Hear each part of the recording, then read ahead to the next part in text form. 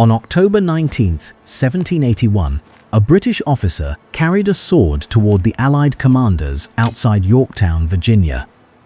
Major General Benjamin Lincoln stood waiting. 17 months earlier, Lincoln had surrendered Charleston and more than 5,000 defenders in the largest American capitulation of the Revolutionary War. Now he was receiving the formal submission of another army. The reversal raises the central question of the Southern campaign. How did Britain's most complete victory create a position it could not hold? Charleston did not make British defeat inevitable, and no single proclamation or battlefield decided the war by itself. The outcome emerged from a chain of choices after the city fell. British commanders had to convert conquest into durable political control, mobilize Loyalist support, protect long supply lines, and destroy the remaining American forces. Instead, occupation policy deepened a civil conflict in the Carolina Backcountry, while militia resistance and continental operations steadily narrowed British freedom of action. By late 1779, the war in the North had reached a costly stalemate.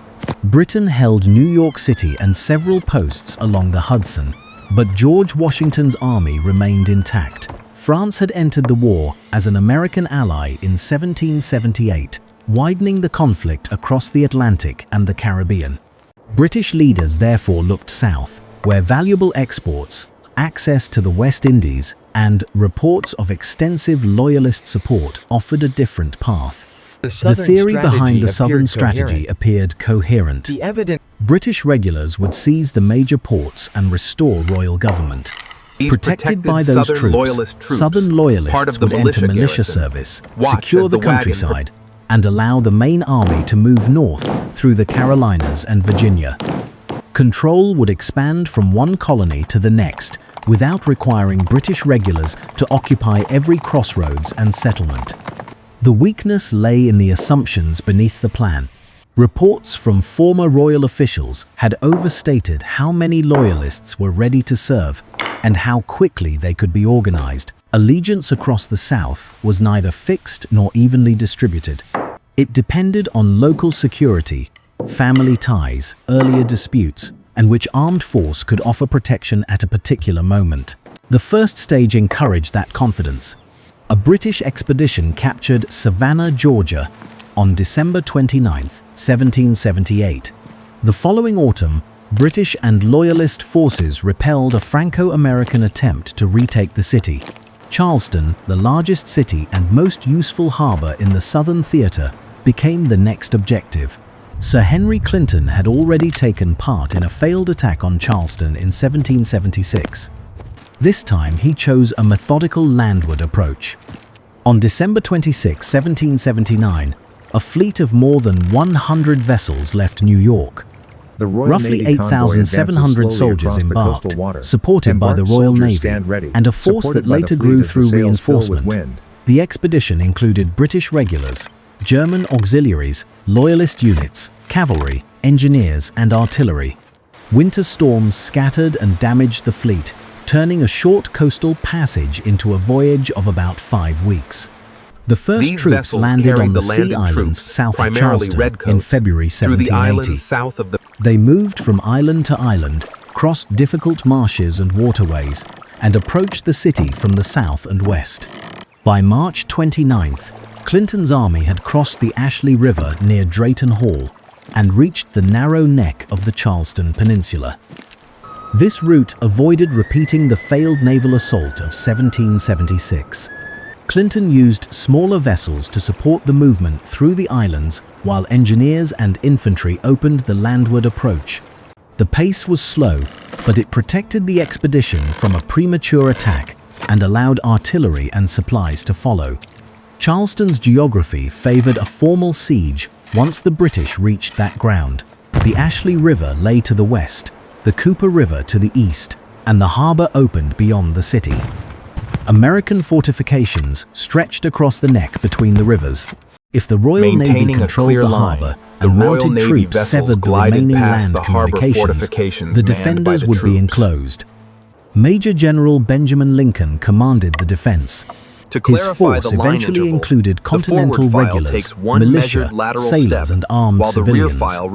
Washington had advised him to preserve the army if defending Charleston became impractical, but local leaders feared that evacuation would surrender the South's principal port and damage Patriot morale. Lincoln remained, expecting reinforcement and hoping to keep an escape route open north of the city. Clinton began the first siege parallel on April 1st. British and German engineers dug across the peninsula, then pushed successive trenches closer to the American line. On April 8th, Royal Navy ships passed Fort Moultrie and strengthened British control of the harbor. That same day, 750 Virginia Continentals reached the city, reinforcing Lincoln but also adding more troops to a position that was becoming harder to leave. The remaining route depended on communications through the countryside beyond the Cooper River. On the night of April 13th, cavalry led by Lieutenant Colonel Banastre Tarleton struck an American detachment at Monk's Corner. The raid scattered the defenders, captured hundreds of horses, and tightened the cordon north of Charleston. British forces later occupied the east bank of the Cooper, while Fort Moultrie surrendered in early May. Inside Charleston, ammunition and provisions declined as bombardment continued. Lincoln explored surrender and evacuation, but neither produced a workable escape. The British refused to let the Continental garrison withdraw freely, and Charleston's civil authorities resisted an evacuation until the position had become untenable. By May 11th, heated shot had started fires in the city, and the civilian leadership urged Lincoln to accept the available terms. The siege had lasted about 6 weeks from the opening of the first parallel. Casualties during the formal operation were relatively limited for a capitulation of such scale, yet the capture placed thousands of soldiers in prolonged confinement. It also deprived the Southern Department of trained regulars who could not be quickly replaced. The capitulation took effect on May 12, 1780. Returns list 5,266 Americans captured, among them roughly 2,500 Continental soldiers. The British also took more than 300 cannon, about 6,000 muskets, and extensive military stores. The loss removed the organized Southern Continental force and gave Britain the port, warehouses, and operational base it had sought. Clinton denied the Continental troops the customary honors of war. They marched out with colors cased and without the ceremonial music normally granted to a defeated professional force. The terms had symbolic weight, but the military result mattered more. Charleston was the largest British victory of the Revolution, achieved through careful joint operations, engineering, naval pressure, and control of the surrounding routes. The victory also concealed a political problem. Capturing a city was not the same as governing South Carolina's divided interior. The backcountry contained patriots, loyalists, people whose allegiance shifted with local security, and many residents who wanted to avoid further service. British success depended on turning enough of that uncertain population into an active and reliable system of control. Cornwallis built a chain of inland posts to support that system. Garrisons at Camden, 96, and Georgetown protected routes, stored supplies, and offered rallying points for Loyalist militia. Yet the same network created fixed obligations. Every fort, escort, and courier route required men who could no longer accompany the main army. At first, parole offered a practical arrangement. Many former defenders could return home after promising not to resume the fight until formally exchanged. That reduced the immediate burden on the occupiers and gave exhausted residents a way to remain outside the conflict. It also supported the appearance that resistance had ended. On June 3rd, Clinton changed the terms. His proclamation released many paroled men from their earlier status and required them to affirm allegiance to the crown and serve when ordered. In practice, neutrality was no longer available to a large part of the population.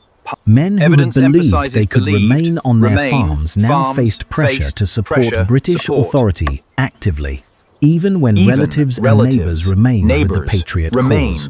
The proclamation did not create every grievance in South Carolina, and armed conflict had already divided communities.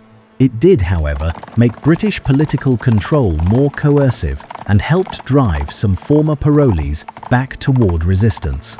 Clinton soon returned to New York, leaving Lord Charles Cornwallis to secure the province, organize Loyalist support, and prepare the next advance.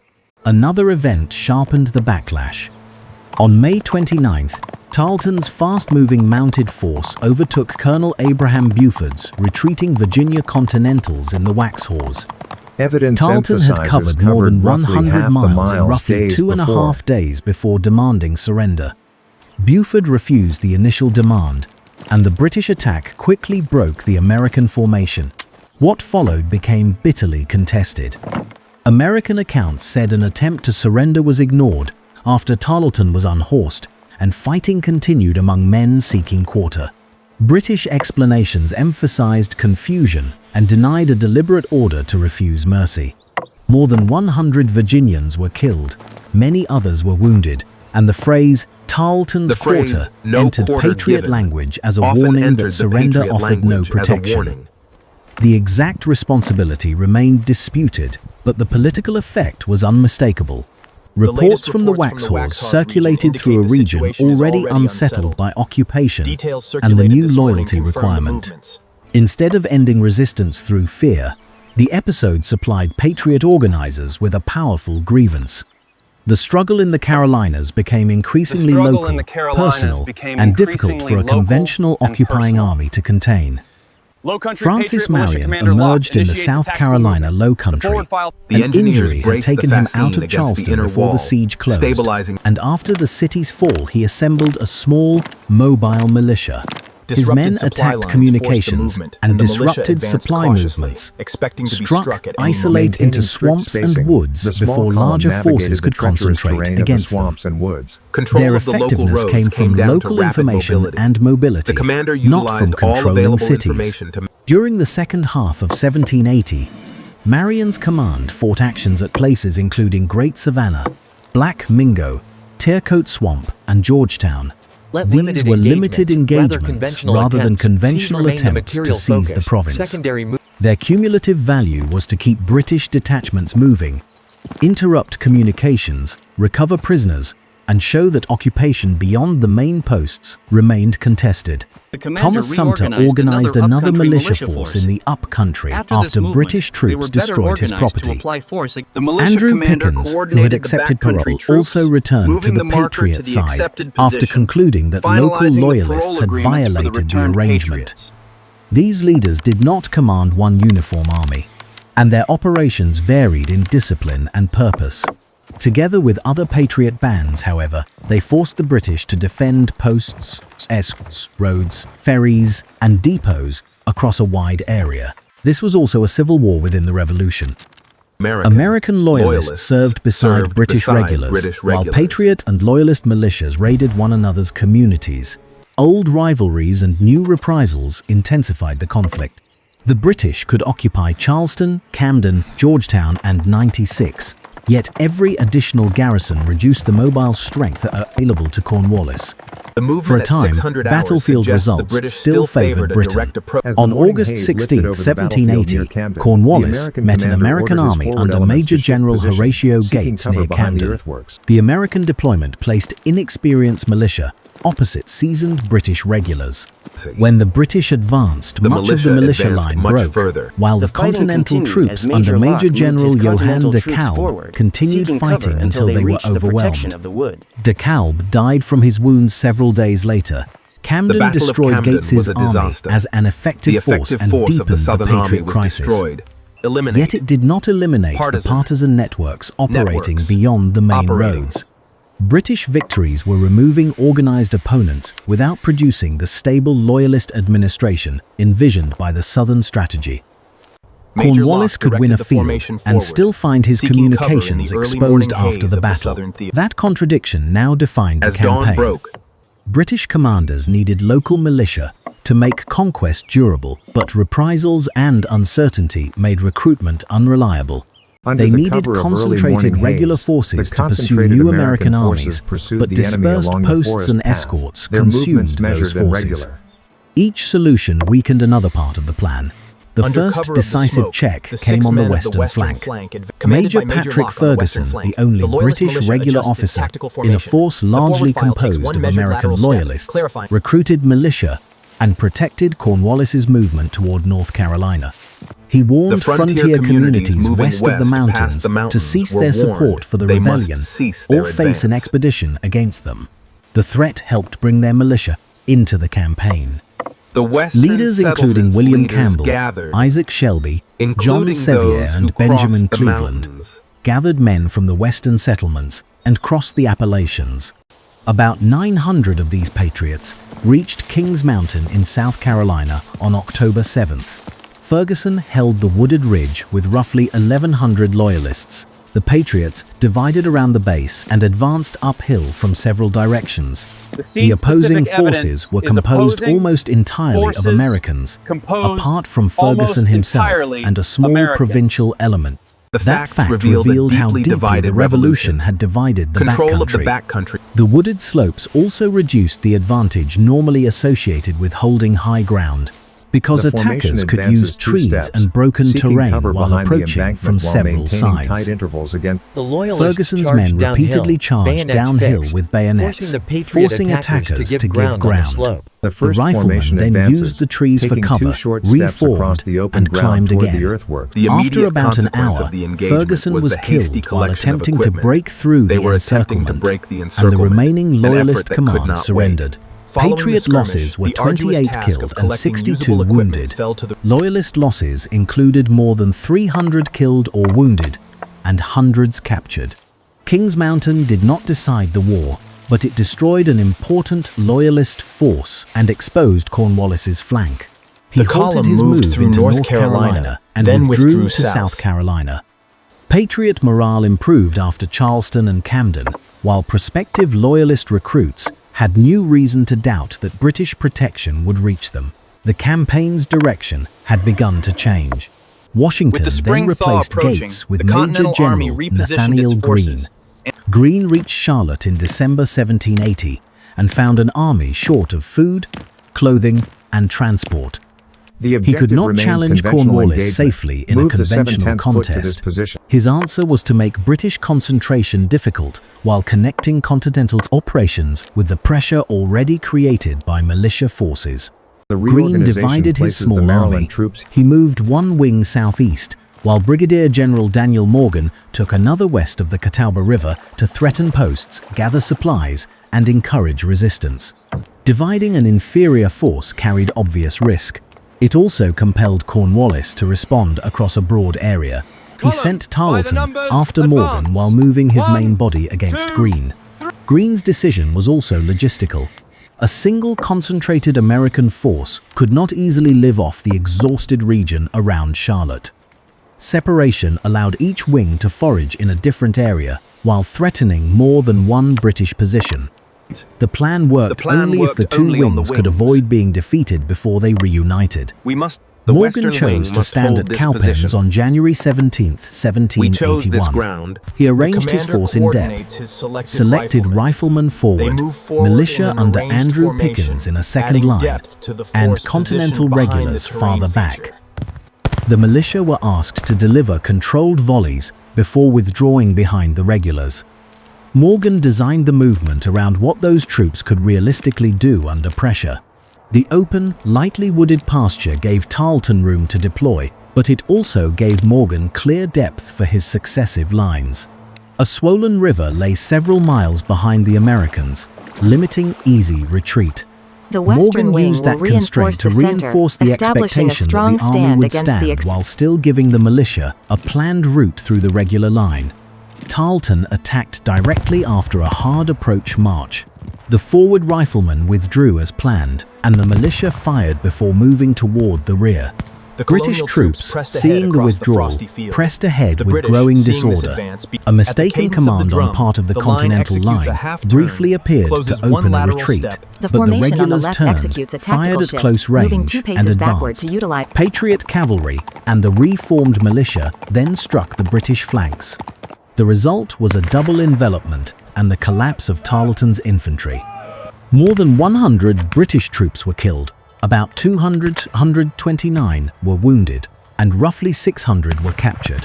American losses were far smaller. Cowpens removed a major part of Cornwallis's mobile striking force and forced him to choose between abandoning the pursuit or driving farther from his supplies.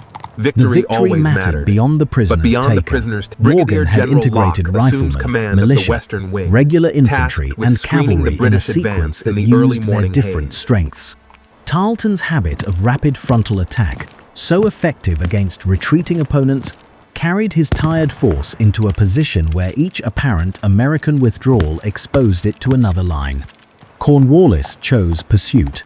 He destroyed much of his baggage to increase speed and followed Greene north, across the rivers of North Carolina. Greene combined his forces, used detachments to delay the British, and arranged boats along the Dan River. On February 14th, the Americans crossed into Virginia before Cornwallis could close the distance. The British reached the river exhausted and without the boats needed to continue. The race to the Dan preserved Greene's army, but it was not simply an escape. It drew Cornwallis away from established supply centers while allowing Greene to obtain reinforcements in Virginia. When conditions improved, Greene crossed back into North Carolina. The campaign now forced Cornwallis to seek a decisive engagement before his logistical position deteriorated further. Rivers governed the pursuit. The Catawba, Yadkin, and Dan created barriers that could delay either army, depending on rain, available boats, and control of the crossings. Greene's preparations at the Dan turned the final river from an obstacle into an exit. Cornwallis's lighter column gained speed, but the destruction of baggage also reduced what his men could carry once the pursuit failed. The armies met at Guilford Courthouse on March 15th. Greene deployed 3 lines across wooded and broken ground, placing militia forward and Continental regulars in the final position. Cornwallis drove the Americans from the field, so the immediate tactical result was a British victory. Greene, however, withdrew in order and kept his army intact. The cost to Cornwallis was severe. Of roughly 1,900 Crown troops engaged, 93 were killed, 413 were wounded, and 26 were missing or captured. Those 532 casualties represented more than a quarter of the force on the field. Cornwallis lacked the strength and supplies to pursue Greene or exploit the ground he had won. He moved to Wilmington, North Carolina, where the Royal Navy could resupply him. From there, Cornwallis marched into Virginia rather than returning to restore the interior of South Carolina. He believed operations against Virginia's military resources and communications offered a better strategic result. The decision also widened an already difficult separation between Cornwallis in the field and Clinton, his commander in New York. From Cornwallis's perspective, Virginia supplied men and material to the resistance farther south. From Clinton's perspective, the British position at New York remained the central concern, and naval coordination set limits on what could be supported. Distance and delayed correspondence made a coherent theater strategy harder to maintain. Greene did not follow him. Instead, the American general turned south and attacked the network of posts supporting British control in the Carolinas. His army suffered tactical defeats at Hobkirk's Hill and later Eutaw Springs, and his siege of 96 failed. Even so, British positions became increasingly isolated. Fort Watson and Fort Mott fell. Camden was evacuated, and the garrison at 96 eventually withdrew toward the coast. By late 1781, British power in the Deep South had contracted mainly to Charleston and Savannah. Greene's achievement was not a chain of conventional battlefield victories. It was an operational campaign that kept an American army in existence, coordinated maintaining pressure discipline. across a broad The sentries region watched and the made gate interior as the supply occupation train too departs. expensive for the available British force. This outcome did not erase the cost or ambiguity of the Southern War. Patriot and Loyalist communities had both suffered raids, confiscation, and displacement. American forces remained dependent on short-term militia service and fragile supply. What changed was the map of effective control. British troops still held important ports, but their inland political project had largely collapsed. Cornwallis, meanwhile, established a base at Yorktown and Gloucester Point on Virginia's York River.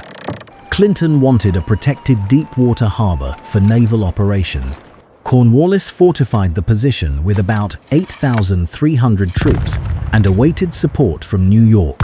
The plan depended on British control of the Chesapeake approaches. That assumption failed at sea. Admiral de Grasse arrived with a French fleet that included 28 ships of the line and 3,000 additional soldiers. On September 5, 1781, his ships fought a British relief fleet in the Battle of the Chesapeake. After more than 2 hours of action and several days of maneuver, the damaged British fleet returned to New York.